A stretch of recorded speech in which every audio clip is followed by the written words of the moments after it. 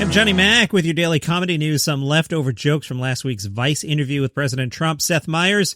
In the same interview, President Trump said the coronavirus death toll, quote, is what it is. God, he's like the last resort friend you confide in during a breakup. Yeah, no, it's sad, but, it is what it is. Can we get back to me?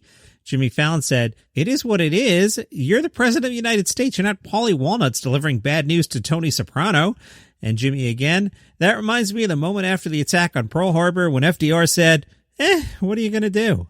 Some Twitter jokes from Larry the Cable Guy. Larry said, my friend told me the other day that he was addicted to jogging. I feel bad for him because I'm celebrating my 25th anniversary of kicking that habit, and I know how hard these addictions can be. Larry again, I made the decision today to retool and eat better again, so once and for all, I'm cutting things out of my unhealthy diet. First move, going from double stuffed Oreos down to just the single stuff. I know the first 3 days will be tough, but it's a great start. Conan O'Brien tweets, I can only imagine how slow Netflix streaming must have been while quarantining during the 1918 pandemic. Mike Birbiglia said, what if this is normal and next year's like, oh my God, last year was great? All right, did you get the Norm Macdonald dating app? Of course you did. Who's not getting the Norm Macdonald dating app? I just like saying Norm Macdonald dating app. This from Vancouver.com. Video-only dating app co-developed by Canadian comedian Norm Macdonald has launched in Canada. It is called Loko, L-O-K-O. The app features video profiles of its users instead of photos and allows them to set up virtual dates. Loko is an anagram for look. Is that not abundantly clear? And it's on the App Store and Google Play. It's available for free. But to connect and set a date, you got to pay a weekly subscription of $2 or $4 monthly. Yeah, but it's available for free if you don't want to use it. Loko, the dating app by Norm Macdonald. How could this not be great? A news release says the app is to weed out catfishing and spammers and help people make true first impressions by getting a stronger sense of their matches' personalities. It's the dating app by Norm Macdonald. I'll stop saying that. Kyle Kinane spoke to Culture. Or did he speak to Vulture? And I made a typo when I put this in the Word doc several days ago. I'm going to guess he spoke to Vulture. Kyle says, I've done a couple Zoom things. What I'd want to do right now is work on new bits. If I'm trying to workshop new stuff, you do that and you fail at it. That's been part of open mics or doing a show that only has 20 people. If I bomb, then that's why I practice this stuff before I charge somebody money for it. With a Zoom show, anybody can watch that and not understand that I'm trying out new stuff.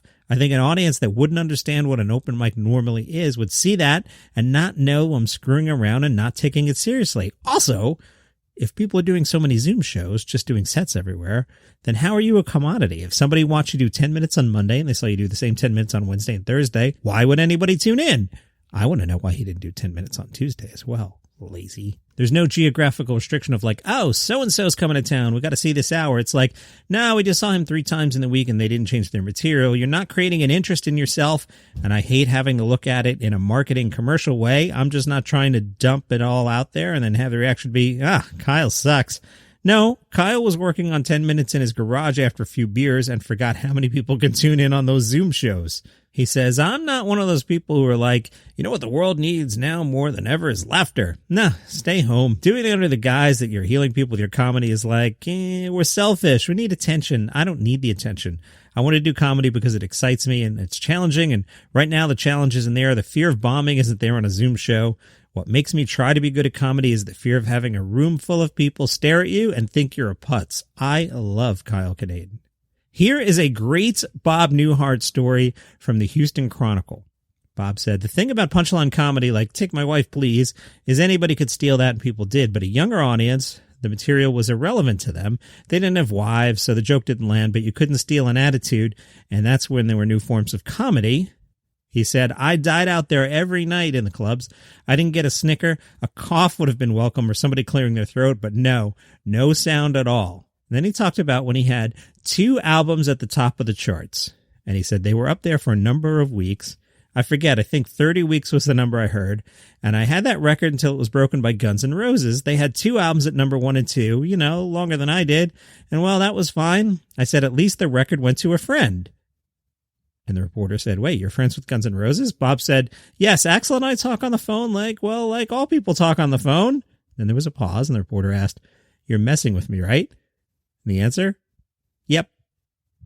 John Cleese has been out and about promoting his new show. He caught up with the Daily Beast, who asked why Monty Python was never overtly political, and he said, "It made fun of a lot of social behaviors, but it didn't particularly go after politics, and that was partly because when we started Monty Python, the English had just had about 10 years of satire, and they were fed up with it, and we were a bit fed up with it, so we deliberately didn't go into those areas, or if we did, we went into them in a silly way. I think the key to Monty Python was its sheer silliness."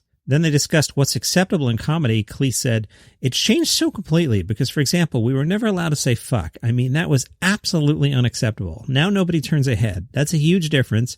But you could make jokes. There's plenty of people who are PC now who have absolutely zero sense of humor. I would love to debate in a friendly way a couple of woke people in front of an audience. And I think the first thing I would say is, please tell me a good woke joke. What they don't understand is there's two types of teasing. There's really nasty teasing, which is horrible and we shouldn't do it, full stop. But the other type of teasing is affectionate. You can tease people hugely affectionately, and it's a bonding mechanism. All humor is critical.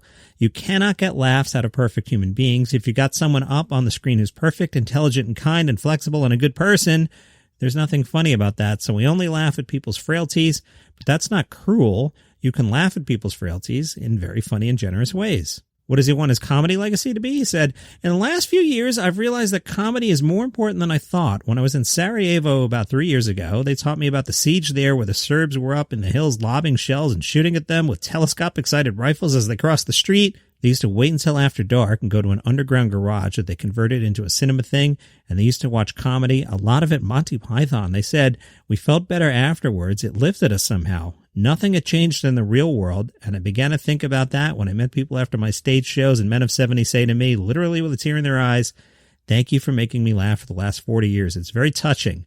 Women say something different. They say, thank you for helping to form my sense of humor. These are enormously touching compliments. If I've touched people in some way like that, that's all I want. I don't think they're going to give me a Nobel Prize." And bad news if you were going to watch Taskmaster tonight. This from the Hollywood Reporter. Hey, apparently you British folks really like something called Taskmaster. Well, the CW here in the States has pulled the series from its Sunday schedule after just a single episode last week, which drew apparently a very small audience on August 2nd. It will be replaced by reruns of Supernatural. For us Yanks, Taskmaster has run 10 seasons over 5 years in the UK. It stars comedian Greg Davies, who as Taskmaster assigns simple, comedic, and bizarre tasks to a group of 5 regular contestants, usually comics. The show regularly tops 1 million viewers in the UK and won a BAFTA award for Best Comedy Entertainment Program. Sounds pretty good, right?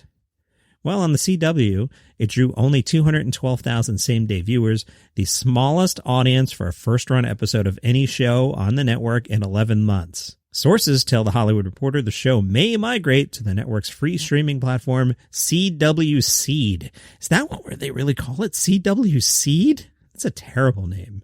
Well, no Taskmaster for you tonight. You can, however, bounce on over to the Live by Live app, LiveX Live, and listen to free comedy streaming. There are several comedy stations on there, which I program, plus The Weekly Comedy Thing, which is my weekly show where I talk about news stories, kind of like this, a little bit of overlap, but, I'm not going to talk about Taskmaster on that show. But I might tell you a Jim Gaffigan story and then play bits by Jim Gaffigan. So if you want to hear some stand-up and you like me, it is called The Weekly Comedy Thing on the Live by Live app, and it is free. And that's today's Daily Comedy News. You can subscribe to this podcast for free on Apple or Google Podcasts, or you can follow the show on Spotify, and I'll see you tomorrow.